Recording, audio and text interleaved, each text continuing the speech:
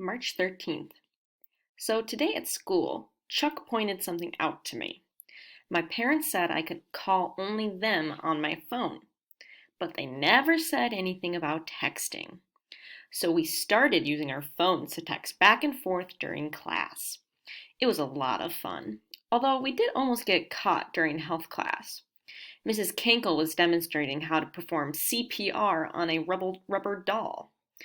And Chuck texted me, if staying alive equals letting Mrs. K do that to me, please let me die. I started laughing so hard that I had to pretend I was coughing, and Mrs. Kinkle had to come over and keep asking me over and over again if I wanted her to give me the Heimlich maneuver. I kind of suspect that, after all these years of teaching the Heimlich maneuver, Mrs. Kinkle is desperate to get a chance, just once, to use it on somebody. March 14th. Can't type much today. Spent the whole day at school texting my way through class, and now my thumbs are sore. March 15th. Today I found out that I can update my blog from my phone. I can post here using text messages, so long as I don't use more than 140 characters. March 18th.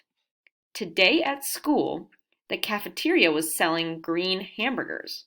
Our principal, Dr. Evans, said, "Oh, is this because yesterday was St. Patrick's Day?"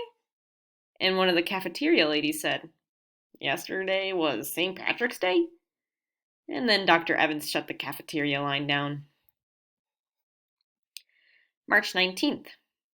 I'm really getting the most out of my new cell phone. I've signed up for text messaging services that'll send me my horoscope, the weather, and a fun celebrity fact every day. So I know that it's going to rain, that my Saturn is in Capricorn, and that someone named Casper Van Dien plays the trumpet.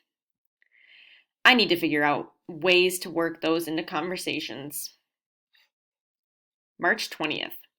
Oh man, I signed up for this joke a day text message service and just got a great one. Why don't nuns floss?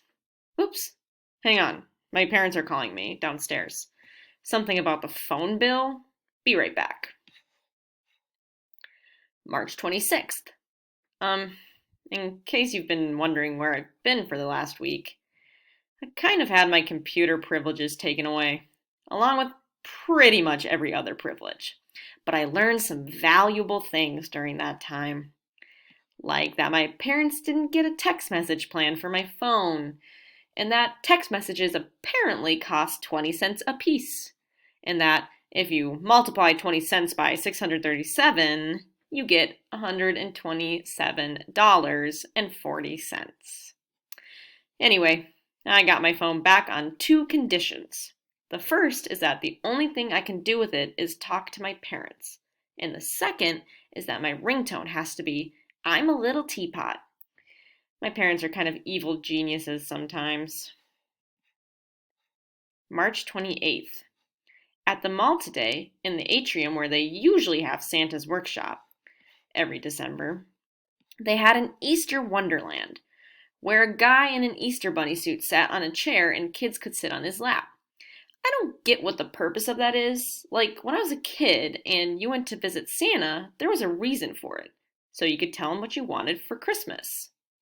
That was the whole point. Otherwise, you'd just be hanging out with some fat, beardy stranger. But there's no real reason for you to go talk to the Easter Bunny. And he knows that he's going to bring you Easter candy. So what's there for a kid to discuss with a 7-foot tall rabbit? The weather?